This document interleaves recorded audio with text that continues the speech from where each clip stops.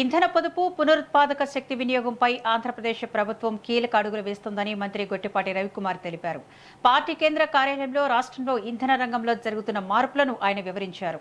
అలాగే గత 2 ఏళ్లుగా కూటమి ప్రభుత్వం ఇంధన పొదుపును ప్రధాన అజెండాగా తీసుకొని పనిచేస్తోందని ఆయన తెలిపారు.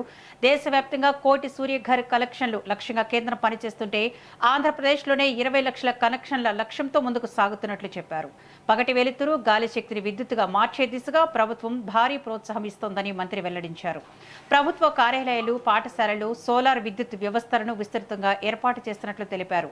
అలాగే సోలార్ ద్వారా వంట చేసుకునే విధానాన్ని ప్రోత్సహిస్తున్నామని, కాలుష్య నివారణలో భాగంగా సంప్రదాయేతర ఇంధన వనరులకు ప్రాధాన్యం ఇస్తున్నామని పేర్కొన్నారు. విద్యుత్ ఛార్జీలను తగ్గించే దిశగా కూడా ప్రభుత్వం చర్యలు తీసుకుంటుందని ఆయన అన్నారు. ప్రపంచంలో ఉన్న ఉత్తమ విద్యుత్ సంస్కరణలను అందిపుచ్చుకునే రాష్ట్రంగా ఆంధ్రప్రదేశ్ ముందుండాలని ప్రభుత్వం లక్ష్యంగా పెట్టుకుందని మంత్రి స్పష్టం చేశారు.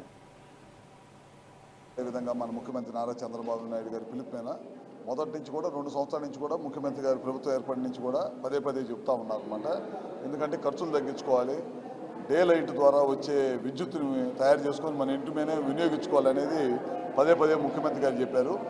దేశంలో ఎక్కడ లేని విధంగా 6 లక్షల కనెక్షన్లు ఒక్కొక్క ఇంటి మీద 2 కిలోవాట్లు ఉచితంగా పేదలకు ఇవ్వాలనే ఉద్దేశంతో ఇవాళ చాలా పెద్ద ఎత్తున సూర్యగారి కార్యక్రమం జరుగుతుంది.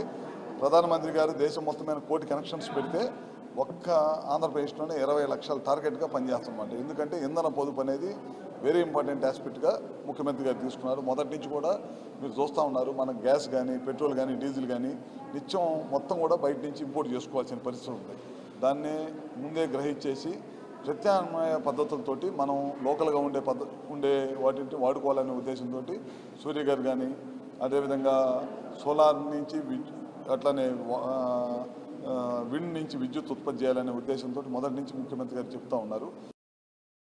ప్రధానమంత్రి గారు అదేవిధంగా మన ముఖ్యమంత్రి నారా చంద్రబాబు నాయుడు గారి పిలుపున మొదటి నుంచి కూడా 2 సంవత్సరాల నుంచి కూడా ముఖ్యమంత్రి గారి ప్రభుత్వం ఏర్పడి నుంచి కూడా పదే చెప్తా ఉన్నారన్నమాట.